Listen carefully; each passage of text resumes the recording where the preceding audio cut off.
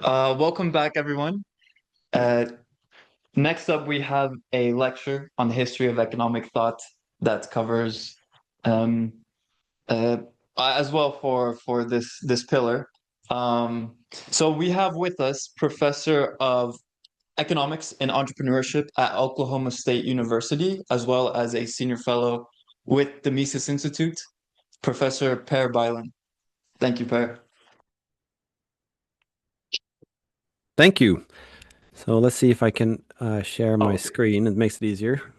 You can hear we'll me, right? move the. So what I wanted to do today is to situate the Austrian school as a sort of what should I call it? A chapter in the history of economic thought overall, and give you an idea of where it fits.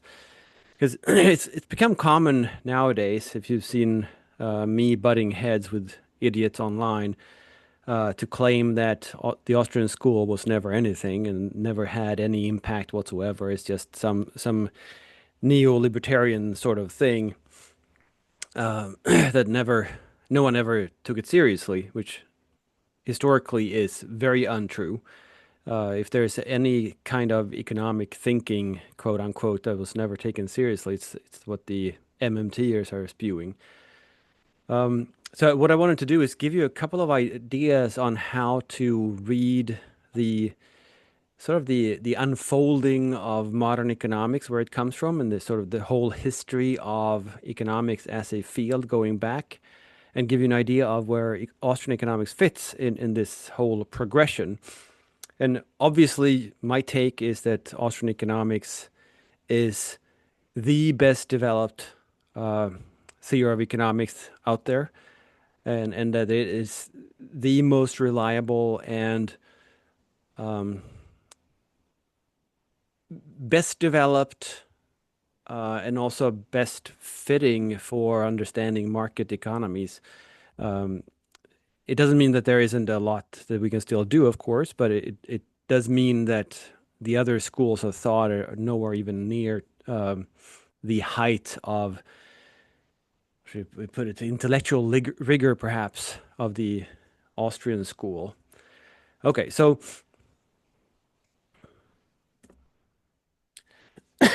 the typical timeline of economics starts with Adam Smith, who's typically referred to as the father of economics and sometimes the father of capitalism, which is even more confusing, I would say, because capitalism, if that is a thing, then obviously capitalism didn't have a father, but rather it's a type of system or type of economy. Adam Smith wrote Wealth of Nations or published Wealth of Nations 250 years ago, a year that you might have seen somewhere else in history books. Adam Smith was really a moral philosopher, so the Wealth of Nations was not, according to him, his main work. Instead, that was the theory of moral sentiment, which he also published in many revised editions. So it was obviously his baby, whereas with the Wealth of Nations was sort of a way of popularizing, I guess you could say, or applying the ideas in the theory of moral sentiments. Yet it was, as is typically the case in the history of uh, intellectual thought or history of ideas, you don't really get to choose your own legacy. So others choose it for you, which is sort of scary. But it typically means also that what you thought you did that was most important and most interesting is probably not what other people are going to take away from what you did.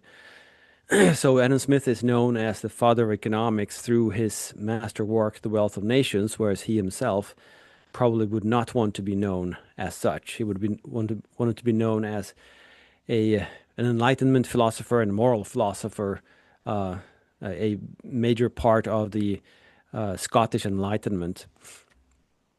This book, which is really thick, and also really boring, because you get plenty of pages where you just he's trying to impress on you that he really knows what he's talking about by talking page up and page down about, say, corn prices in England in the 1680s and crap like that. And you go, what the hell is this?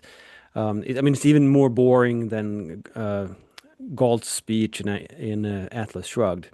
Uh, so many pages you can just flip through basically. But since it was a major work in economics, and he uncovered a lot of how the economy works, it also had a huge impact. So for the next 100 years, economics sort of started with Adam Smith.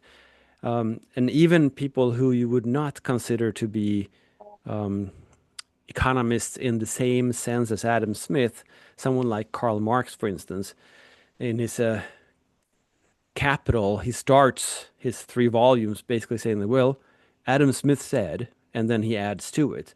So just to give you an idea of how impactful and influential Adam Smith was, Marx published Capital in 1867, the first volume, which is practically a century after Adam Smith, yet still he starts with Adam Smith said, even though they're not on the same page, so to speak, at all, politically speaking, right? And economics for the first 100 years really started with Adam Smith, most of it. So it had an enormous impact on the field and sort of set the parameters for what economists did, or political economists, as they were called back then, and how they developed.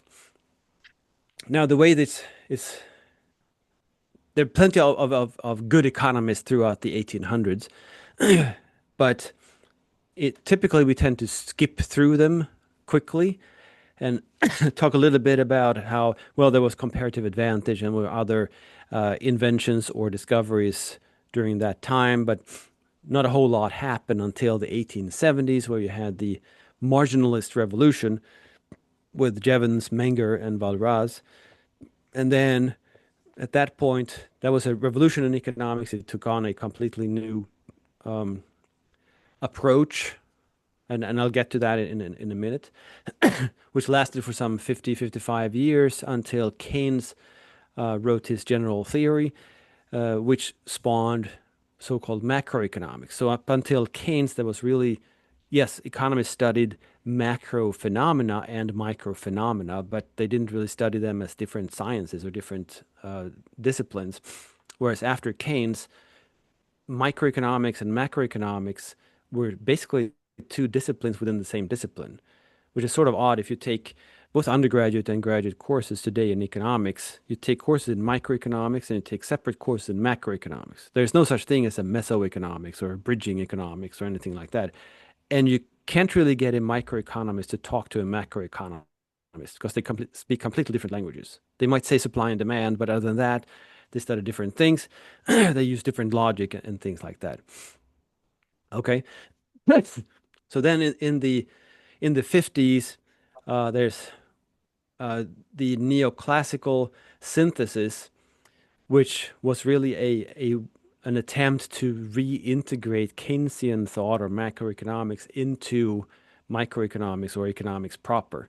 And here we are today at the sort of height of economic thought that goes through these brief stages of development, if you will. That's the typical way to describe the timeline of economics.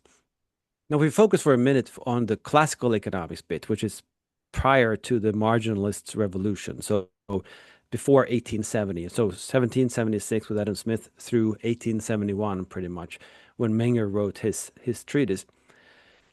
What do we see there? What did economists do? Well, first of all, they focused on explaining what we today would call spontaneous order. So basically, these emergent orders, these balances that find themselves in society without anybody necessarily planning them, but they happen anyway. And things tend to work themselves out. And an obvious example of that is the price mechanism, how prices shift depending on supply and demand, and high selling price is an incentive to produce more, whereas a low price is an incentive to use that resource more in production. So the economy, production apparatus shifts by itself without being directed by a central authority. So to use Adam Smith's term, it's shifted through the work of an invisible hand that sort of pushes production in one direction or the other. So the classical economists try to understand how does this work? Where does it come from? What are these orders? And how do we explain them? Which of course is and should be still be core to economics, because the marketplace itself, I mean, it's a spontaneous order. But how does it work? What determines its outcomes? How can we influence what it does? Can we perfect it? Can we improve it? Questions such as those are core to economics, Sure. especially in the classical tradition. Now, Adam Smith realized this already, and there's a famous quote that I have here on the screen where he says that it's not from the benevolence of the butcher, the brewer, or the baker that we expect our dinner, but from the regard to their own interest, their self-interest, or their self-love. Meaning simply that it's not in the marketplace the case that we walk up to the baker and because we want bread and say, "Please, Mr. Baker, give me bread. I really, really need bread." Of course, some people do that, but how we deal in the marketplace is that we walk up to the baker, we offer the baker something that they want, and in return they offer us bread. So exchange, even though he has a quirky way of saying it, the classical economists realized that exchange was a good thing and a way of allocating resources, both consumer goods and factors of production in the economy, without needing any central guidance. Now, they struggled a little bit, these economists, because they all subscribe to cost-based value theory. Now, you're probably most familiar with Karl Marx's version of it, which is the labor theory of value, where he says that the value of anything is the number of labor hours that goes into producing it, pretty much. But all classical economists pretty much had the same or similar theory. It's just that they didn't focus on labor only. So from Smith on, they have a cost-based theory of value. So they say that the value of a thing that is produced is based on the cost it goes into producing it, which creates a lot of problems, especially if you look at entrepreneurship and such things that, well, if the value of something is the cost that goes into it, then how can you suffer a loss? And how can you create more value? Well, you cannot, because the value is the cost that goes into producing it. So where does economic growth come from? Things like that. They also struggled with what is commonly referred to as Yeah. the water Oh, it's diamond fine. I paradox. can clean that up afterwards. We can hear you, Sam. Sorry. So in the water diamond paradox, the issue is that, well, if we really, really need something and we want it really, really highly, then shouldn't we be more willing to pay a higher price for it? Yet, in the cities and everywhere, we can buy water, which is necessary to maintain life, for basically nothing, or simply nothing. We can just pick it up. That's not an issue. Whereas a diamond, which is completely worthless, at least it doesn't help us survive in any relevant sense. It sells for really, really high amounts of money. So why is that? Obviously, we should value water more highly than we value diamonds. And they couldn't really solve this issue for the simple reason that they focused on water itself versus diamond itself.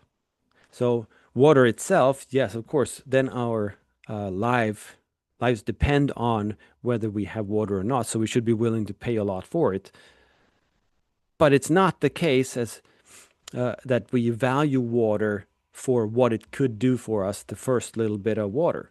It's not having water or not having water, but it's rather a matter of how much and in what form and when do we have it and things like that, right? So we value water differently depending on the situation and also differently depending on how much water we already have.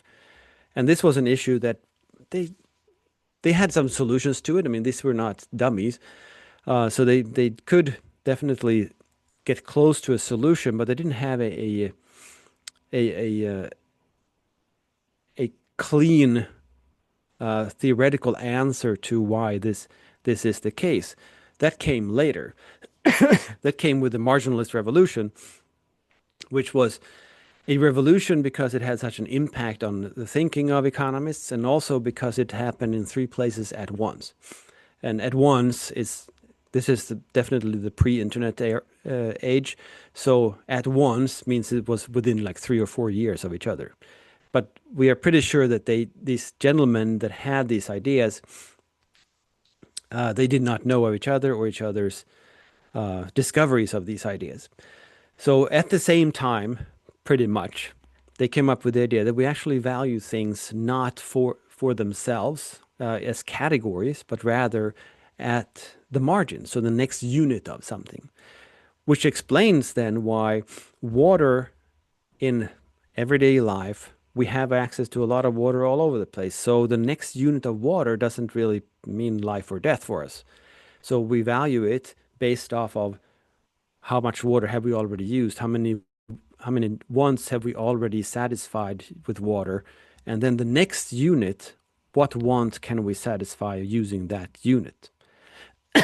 Whereas if we are in the desert and we've been wandering around for a couple of days, the next unit of water, if it's a half-liter bottle or whatever, that next unit will save our lives. So we would value that one bottle a lot. So if we meet some guy in the desert and he offers to sell us a bottle of water, we would be willing and probably even eager to pay him thousands and thousands of dollars for a bottle of water because it would save our lives. If we then 5 minutes later would meet a second guy, we would not want to pay as much because we already satisfied the thirst and we have already made sure that we will survive. But the next unit of water would still be important to us, but not as important. So we value it not as highly. Now, the three gentlemen who had this discovery at the same time was Jevons in the UK, in Manchester, I think, Menger in Vienna, and Walras in Lausanne. And these three marginalist economists, they really spawned three different schools of thought in economics that pretty much became the main streams side by side for some 50 years or so, basically until Keynes's general theory. So when someone tells you that Austrian economics has nothing to show for and has not really made any contributions and whatever else, well, it used to be one of the main streams in economics. Economics didn't used to be the way it is today, that it's economics or not economics, but there were different schools of thought within economics, much like if you study any other social science today, like sociology or whatever. You can study feminist theory and Marxist theory and whatever theory, and they coexist, they exist side by side. But in economics, there is no such thing anymore because it's been weeded out. But back in the day, there were several different schools of thought at the same time. Now, another part of this revolution was subjective valuation, namely that we personally, the subjective doesn't mean arbitrary or relative or anything like that. It means just personal. So we have our personal valuation. So the revolution was really one of subjective valuation and marginal valuation, that we value something subjectively on the margin, the next unit of whatever it is. And then today we're still within this subjectivist marginalist tradition, just like you saw on the timeline in the beginning. Some things have happened, but we haven't really moved beyond marginalist economics. We're still using it, and that's why we in mainstream courses draw demand curves and supply curves and all kinds of other curves, and we shift them back and forth and things like that, because we capture the marginal analysis in there. Now, an alternative way of describing the history of economics is what Pete Bethke at George Mason talks about, what he calls mainline economics versus mainstream. So mainstream is what they teach in regular courses. Mainline is the sort of core ideas and the core approaches by economists since Adam Smith until today. So what Pete says is that it's a continuous intellectual tradition, and today it's best captured by institutional and market process economists. A market process would be Austrian economists. Institutional economists would be such things as transaction cost economics and Doug North's work and things like that. Now, what are those core insights and the core of this intellectual tradition that Pete identifies? Well, he says that, first of all, methodological individualism. So individuals make decisions, individuals make choices, individuals act, collectives do not. But of course, groups of individuals can individually choose to act within the group as a body if they want to. That's still individualism. Choice is rational within constraints, and that people respond to incentives. That's something that Adam Smith talked about and that we've talked about ever since and use in different types of theorizing and empirical studies. We recognize that institutions matter. Institutions are not simply government agencies, but they're any types of rules and norms and rights and sort of standards that apply in the marketplace. We focus on spontaneous orders, like I started out saying, right? That there can be cooperation and there are orders and standards and balances in the social world that do not require central direction. And the invisible hand, that we can let people make decisions on their own and respond to whatever situations they're in and their own wants and each other's interests, and that will actually lead to a beneficial outcome. We don't have to direct them. We don't have to push them one way or the other, but the best outcome possible is really through people interacting with each other. So this constitutes mainline economics, according to Pete Bethgate. Obviously, Austrian economics in the modern world is a big chunk of what constitutes mainline economics. Now, I have some quibbles with Pete's mainline concept. The first one is that, and I started out mentioning this, that starting with Adam Smith is quite problematic when we're talking about economics as a tradition. That yes, very often he is referred to as the father of economics, but that is simply not true.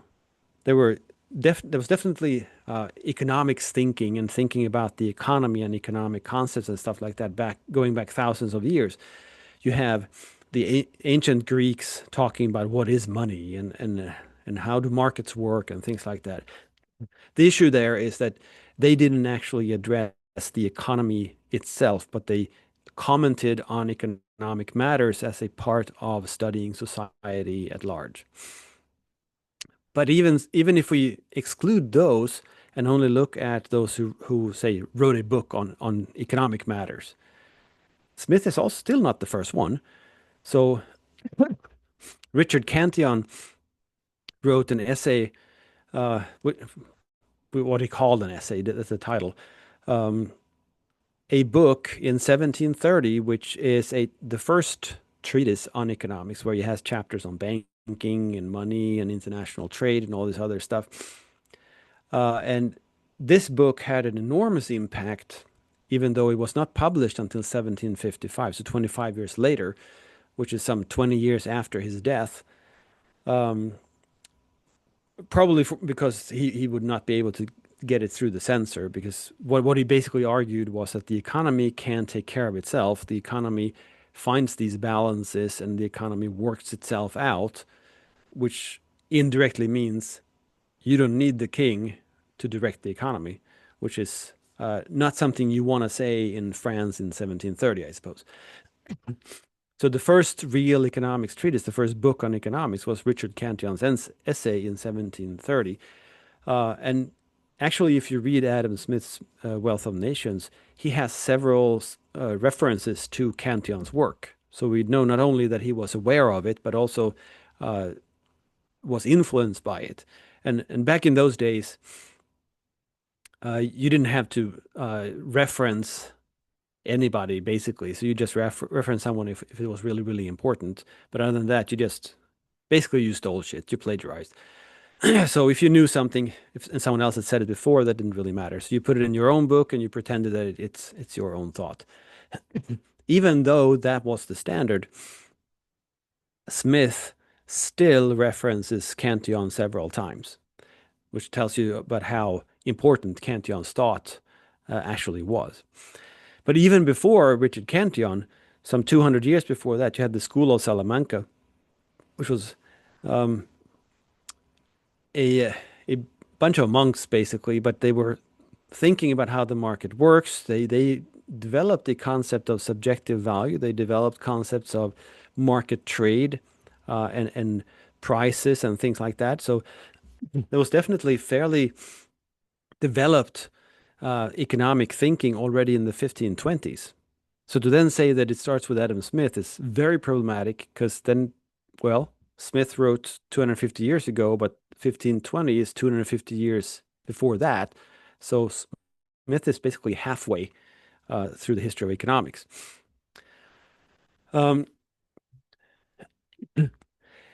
Mainline, the way Pete puts it, is also somewhat problematic because at least from my perspective, and as you heard in the beginning, I'm a professor of entrepreneurship, the issue with production as being value creation under uncertainty, meaning that you try to produce something that consumers will value in the future.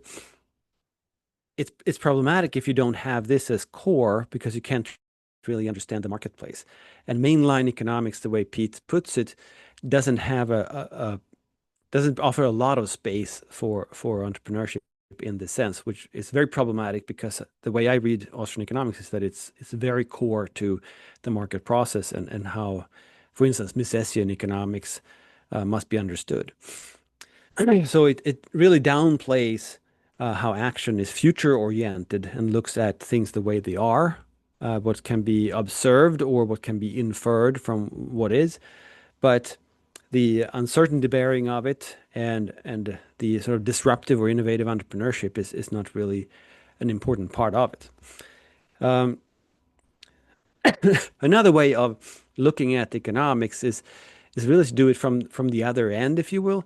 So I like to point to certain gentlemen in the history of economic thought as constituting the dark side of economics, and these are really nasty pieces of trash in a sense, intellectually speaking, but they did have a bunch of influence, and I listed their names on the left here so you can tell, and this is AI's view of what they looked like and how to describe the dark side of economics. I mean, I guess it's dark, but other than that, I'm not sure.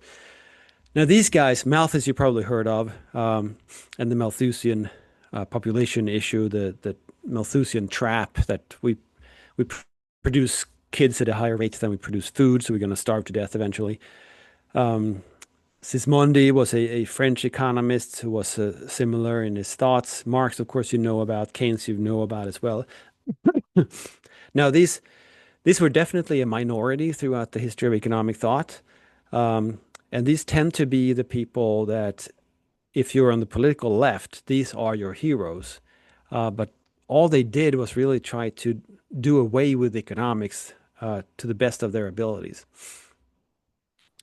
Now, what did they believe? Well, they tended to identify that there are intrinsic contradictions of capitalism. That would be basically Marx's term, but Keynes had the same thing. So because the market cannot help itself and the market is full of all these contradictions, it's gonna go down the tubes at regular intervals. And at that point, the glorious state must step in and save the market from itself. So that's sort of a basic assumption that they have. Another one is that they reject Say's law. This is something that Steve Cates, the historian of economic thought from Australia, has written a bunch of books on this, and he has uncovered how Keynes's general theory it can be read in several different ways, but one way to read it is that it was really an attempt to do away with Say's law. So Say's law was a core component of economists' understanding of the market economy, and it was basically from Adam Smith, or I suppose Cantillon would be a subscriber to this too. Smith is, I'm a little bit unsure, but it was formulated as the law of markets in the early 1800s by James Mill and Jean-Baptiste Say and others. So it's called Say's law, but it was never Say's law. It was the law of markets. It was just an obvious thing. Steve Cates defines it as saying that production precedes consumption, which might be obvious to a lot of you, that you tend to not eat bread before you bake the bread. But if you look at Keynesians and others, they tend to think that if you just stimulate consumers, they will pull production out of producers, which doesn't make any sense at all.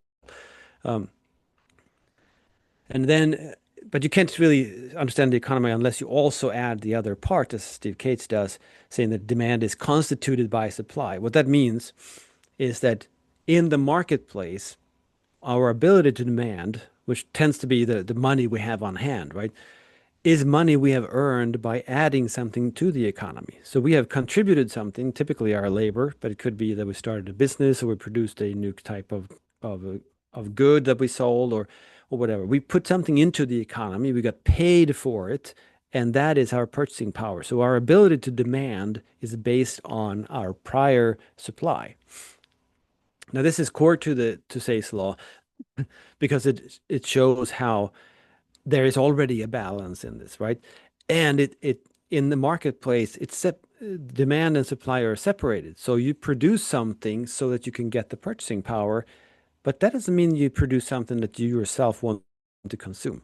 Instead, you're better off if you produce something that you think others want much more.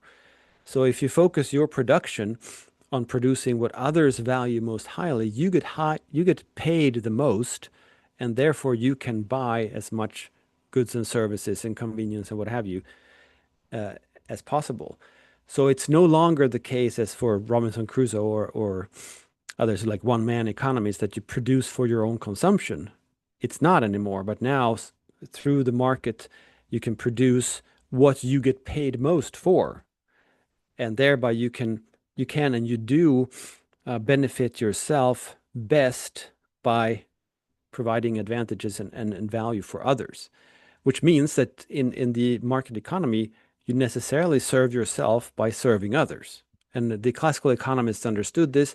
The dark side economists, they sort of reject this because if this is the case, then you have to accept the market economy. You have to accept not regulating it and things like that because that creates a lot of problems. So you have to get rid of Say's law, and Keynes attempted to do that. Okay, so in this, they really make economic illiteracy in the sense as their guiding principle for how they understand economics, which is a little bit contradictory. I agree. Now, in all this, they place demand as primary. So demand is the willingness and ability to buy something at a price. So demanding is what sort of pulls production out of producers, and we get jobs because people demand stuff and things like that, right? Now, this goes straight to the point I had before, my little quibble with Pete Boettke, namely that in a model in math or in graphs or something like that, it looks like they're instantaneous, so supply and demand are there at the same time, right? If you recognize Say's law, then you supply first so that you can demand later. So there's a temporal aspect to it, right? And it's also the case that, well, your ability to demand is based on your ability to produce something that others demand first. And you can't know that, of course, when you start producing something, you can't know that they will value it a lot. But you will figure that out later on. So there is uncertainty bearing in any production in the marketplace. So obviously production and supply must be core, whereas the dark side, they focus on demand, and they want to use the government to sort of control supply and make sure that supply is there for whoever demands it. And of course, print a lot of money so that people can demand even more. How printing money to give to consumers, how that creates more goods is really difficult to understand. And these dark side economists, they tend to point to just statistics as their explanations to this.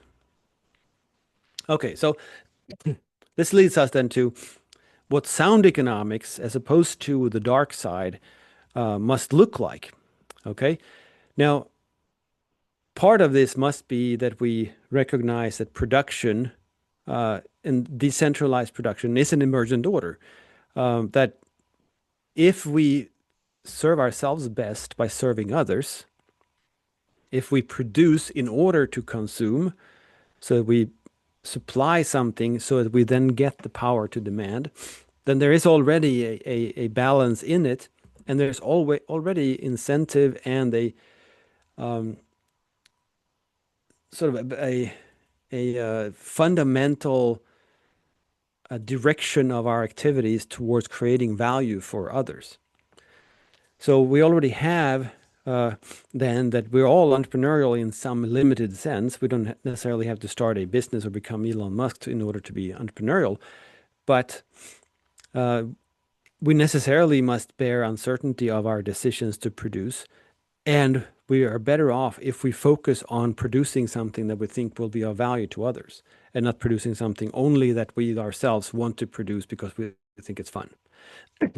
So, in a sense, artists are terrible at this because they tend to produce things that they themselves want to produce, and then they hate the world for not giving them enough money to lead good lives based off of their crappy art. Well, had they acted entrepreneurially about it, maybe they would not produce the art that they feel most strongly for themselves, but they could produce art that others are willing to pay a lot for, which means that they would then be able to provide for themselves. But they don't see it as a means like that. But if they did, if they were more entrepreneurial, they could definitely live off of their art, and they could producing for themselves just because it's fun. I mean, for other people, that's a hobby, and it could be for artists as well. So sound economics needs to place decentralized production through entrepreneurship and a fundamental value orientedness at the core of what is the economy. Now, this also means that we need to recognize that the consumer is sovereign, meaning that when we produce things, when we supply things into the marketplace, in order to get purchasing power, who decides what purchasing power we get? Well, the buyer. The consumer decides, and we can try to persuade the consumer to pay more or buy more or something like that, but we can't force the consumer to buy our stuff. So this is a strong incentive for producing things that others value. So we have to figure out how we can be of best service to them and thereby serve ourselves. Of course, the central role of a Say's law, that the economy, we have to understand the economy through Say's law or the law of markets. Something I have myself worked on a bit is the endogenous generation of institutions, which means simply that we tend to think of rules and laws and standards and things like that as something that is imposed on the market by politicians and the state, such as, for instance, a recent example would be the European Union's requirement that all devices must use USB-C chargers. Now, the market would not come up with that specific rule because it's stupid, because it excludes any next generation USB or other type of charger. But we tend to think that all these rules and all these contract terms and all these contractual resolutions and things like that have to be imposed by a third party or the government from the top down. But if we look throughout history, there's actually a lot of examples of how entrepreneurs, either through providing platforms themselves or simply through their actions, establish standards for how you do things. And if you think about it, USB-C as a required standard for charging, that's a government rule, but USB-C itself, or USB as a standard, is not. That's producers of devices and technology that got together in a consortium and said, hey, let's create standards and stick to those, because it cuts a lot of cost if we develop them together, sure, but also intercompatibility between devices and things like that, right? So those things are created by the market itself, if you will, or entrepreneurs themselves. So we don't have to require that all rules are thought of by politicians, which of course would be a terrible world. And that leads us to the final point of what sound economics needs to include, namely, see the real cost of regulations and what I refer to as the unrealized, namely that if you regulate something, what you're trying to do is, of course, limit the types of behavior that entrepreneurs and others can take and can have. And by doing that, you don't only affect things in the present, but you affect what would be built based off of those behaviors had they been possible. So the marketplace itself is cumulative. So if you think about it this way, an innovation that is successful spawns new innovation based off of that one, which leads to more innovation based off of that one, and so forth. A regulation that changes entrepreneurs' behavior means that they will not pursue what they think is the highest value innovation, but something else instead, which means you're going to not get that whole cumulative trajectory where innovation builds on innovation. You're going to instead have innovations that build off of the lesser choice that they could take when the first one was prohibited through regulation.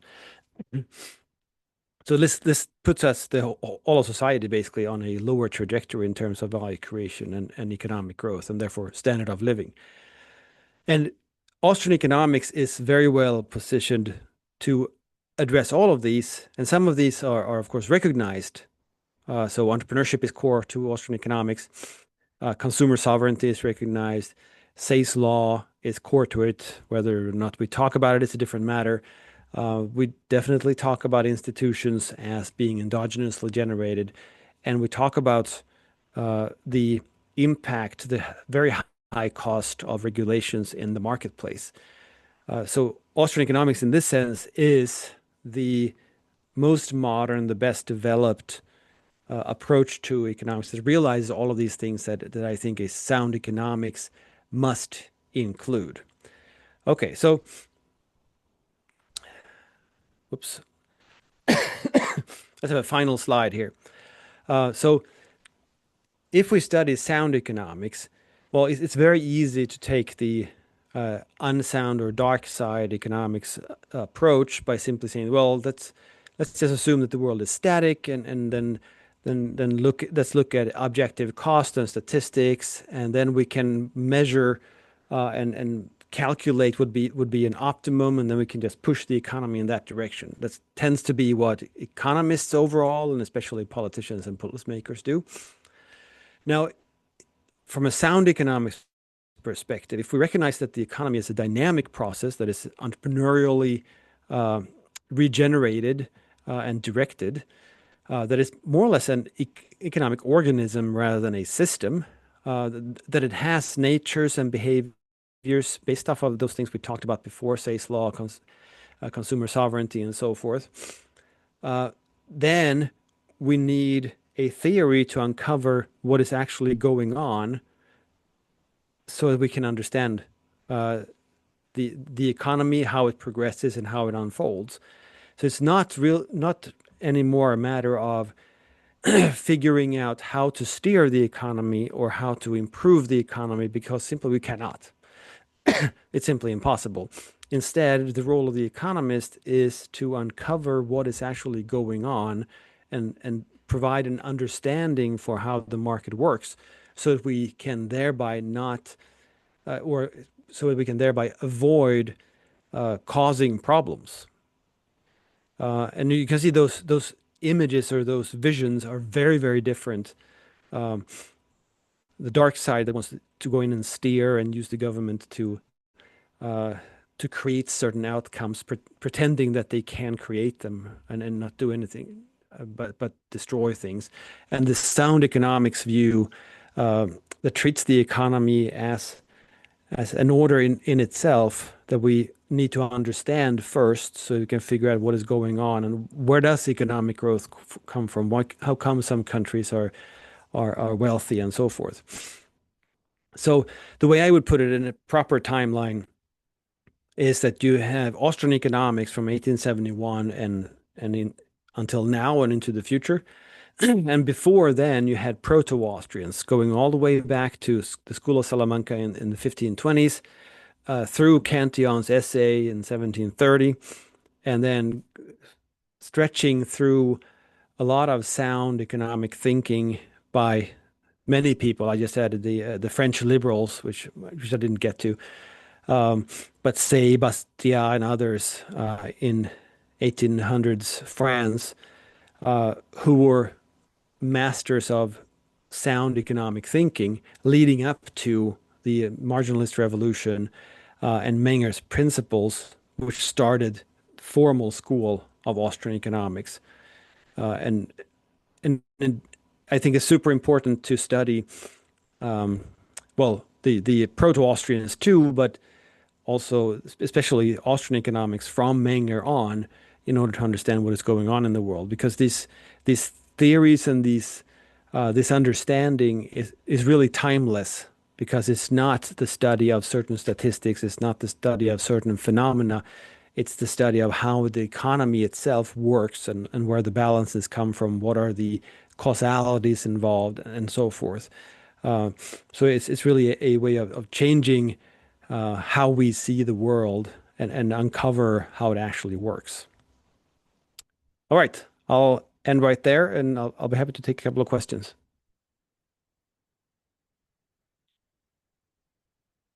And this is AI's version of Carl Menger, by the way. I'm not sure I agree with much, but Thank you. I have a, if I can start a question. I'm just curious to hear your thoughts about the inverted U theory of competition and innovation, and from what I understand, developed by Aghion, and the idea that if you are in that perfect free market economy, you have the perfect competition or very high levels of competition, less incentive to innovate, especially for entrepreneurs, because the gains are just competed away very quickly. yeah, I have my quibbles with Aghion, obviously. Now, the problem with really the whole Nobel Prize last year, which was sort of close to my own work, but still not, is that they focus a lot on technology, whereas I think that innovation needs to focus on value creation. And it's not the case that you need new technology in order to create more value. Very often they go hand in hand, for the simple reason that in order to create new value, we develop new technology, right? But we also develop a lot of technology that simply doesn't lead anywhere or that doesn't work and what have you. And there are also things that, to use a silly example, you can use basically no technology whatsoever and still create a lot of value. And an example of that was the pet rock from the Christmas season 1975, which I'm sure nobody remembers. I wasn't really around much either. I was like a couple of weeks old. But what that was simply a guy picking up rocks on a beach, round rocks, adding like googly eyes and stuff to them, put them in a cardboard box, and wrote a manual and said that these are the perfect pets because you don't have to walk them, you don't have to feed them, you don't have to pick up after them because they're rocks, right? It's a silly example, but there was no new technology involved whatsoever. There was no new thinking, no invention really, right? But was there value in it? Yes, those rocks were basically worthless, but then he sold 1 million of them in boxes. And you can argue that, well, how did this really contribute to people's standard of living? I mean, you didn't solve starvation and what have you. No, sure, but it created value because they were willing to pay money to get those boxes with a rock in it, right? So maybe it was just for a laugh, but you did create value, but there was no technology involved. And my quibble with all of these guys is that, yeah, if you look only at very often they look at patents only, because that's what you can measure. So if you look at patents or you look at new technologies only, then you may see these things and you may think that, well, there's nothing new that we can think of because it's getting so hard. Schumpeter had these ideas too, that when businesses innovate new technologies, eventually it's going to be so difficult to come up with new technologies that you need an enormous R&D department in order to be able to afford to get to the next new thing. And I think this might be accurate in terms of technology, but it's not the technology that determines the value. So I think they misunderstood basically it's a fundamental misunderstanding, right? Because they're focusing so hard on the technology and what can be measured, whereas what they should focus on is what is actually going on, and that's the value creation. Thank you.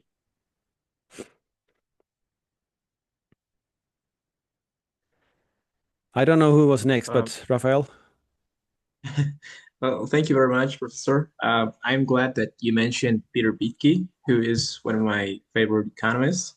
And I remember that in one of the passages of Living Economics, he mentions that we should take every economist, I think he was talking about the mainline economists that made good contributions to economic thinking, as an arrow to counterattack the contributions of wrong economists, of wrong economics, and not just close our eyes to the contributions of Austrian economics.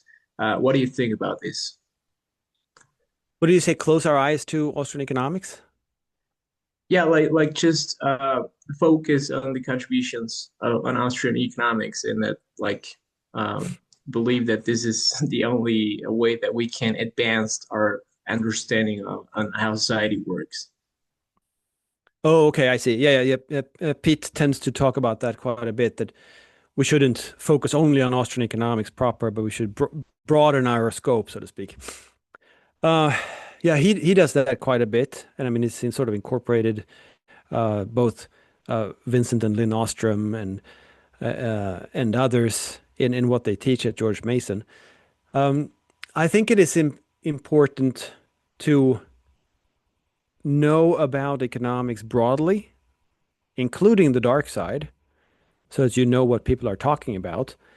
But that doesn't mean that we need to necessarily subscribe to all these things. I mean, there are plenty of interesting ideas all over the place. I know Pete, for instance, is a fan of Ronald Coases. And I mean, take another, Peter Klein is a fan of Oliver Williamson, who happened to be his advisor, but still.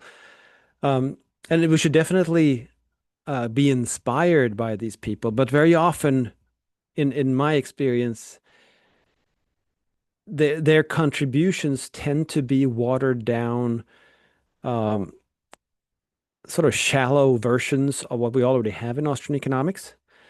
So I think we can take their work, read it, be inspired by it, but then uncover what is actually going on. And I don't think stepping outside of Austrian economics will help you do that.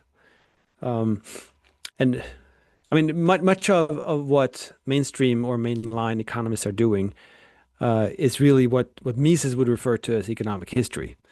So it's the study of specific situations or specific phenomena or specific stages in development. So it might be like the Great Depression or something like that. And you study the data around the Great Depression and try to figure out what was going on, which is perfectly fine. And I think we should do that a lot more.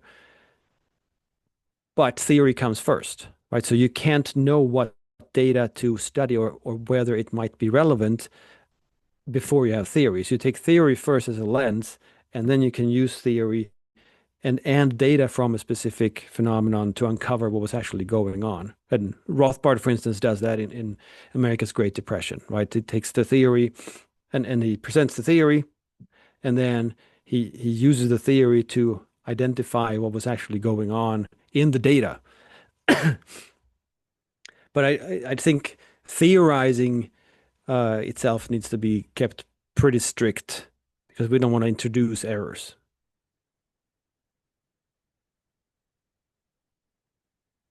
Thank you. Thank you very much. You bet.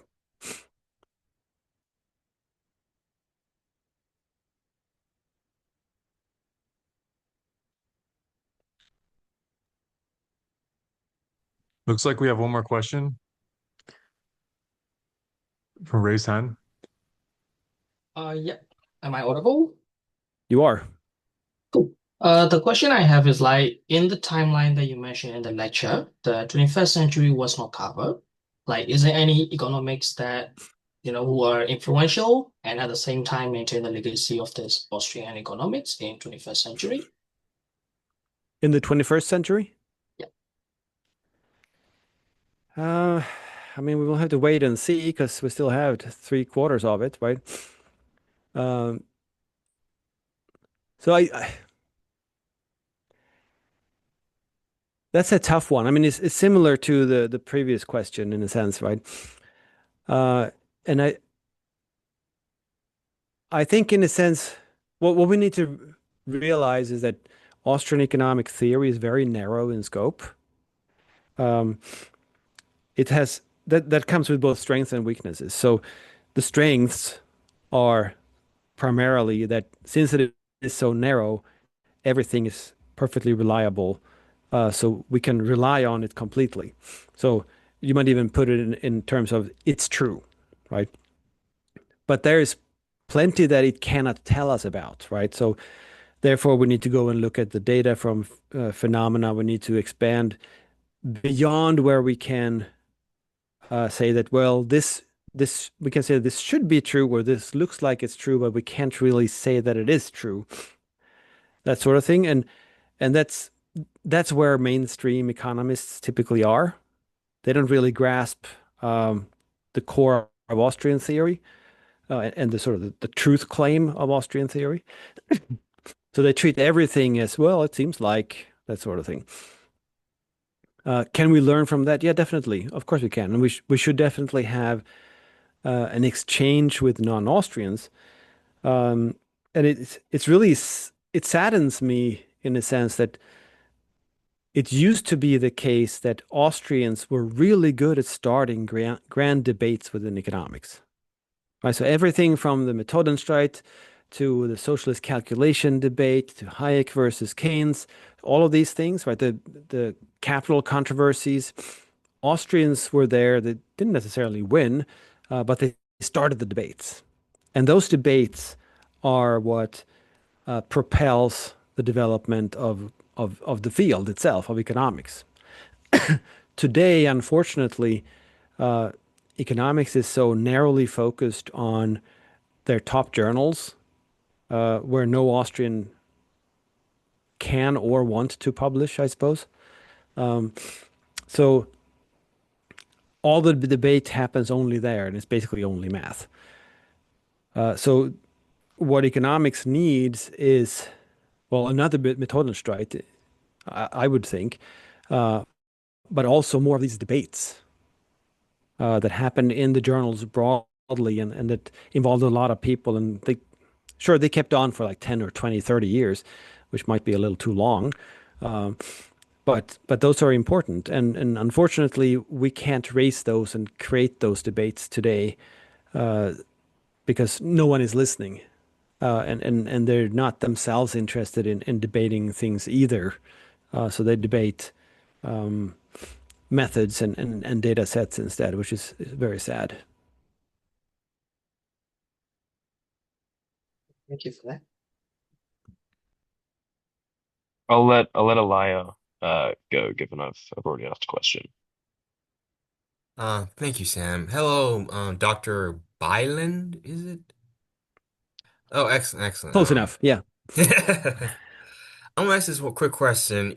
I heard you know how the inflation, since 2020, $1 McChickens are gone forever, and from McDonald's. But my question is, many people blame supply shocks or the war in Ukraine, kind of the gas prices, cost inflation. Mostly, it wasn't because we printed trillions of dollars of money for stimulus and other things and increased the money supply M1, M2. Do you have anything to rebut that? Have you read these type of articles and papers from other people that trying to say it's not the printing of money or quantitative easing, but it's other factors like that, like the supply shocks or war with Russia, the Ukraine war with Russia? Yeah, there's a lot to say about that. I mean, I know there are a bunch of articles at Mises.org on these sort of things, right? But the issue here is that inflation has become this term that is a statistical construct rather than actually a concept. So one thing that I didn't mention in the presentation is that economists have always talked about actual well-defined concepts with economic implications, right? So money is the generally accepted medium of exchange. That's the definition. Okay, what does a generally accepted medium of exchange have for impact in the economy? What does that mean, right? So we talk about these concepts the way they are. Inflation used to be that prices go up as a result of expanding money supply. Of course, prices go up or down for all kinds of reasons, right? So I'm sure a bunch of years ago, at the beginning of the yoga pant fad, suddenly prices of yoga pants went up like crazy. But no one is talking about yoga pant inflation. And there was none, right? So for an economist, there was no such thing. It was just that demand suddenly skyrocketed. But that's just regular price mechanism. And the same thing if there is, like you mentioned, a supply shock. So say there is someone who's maneuvering a freighter ship through the Suez Canal and doesn't do a good job, for instance, just hypothetically.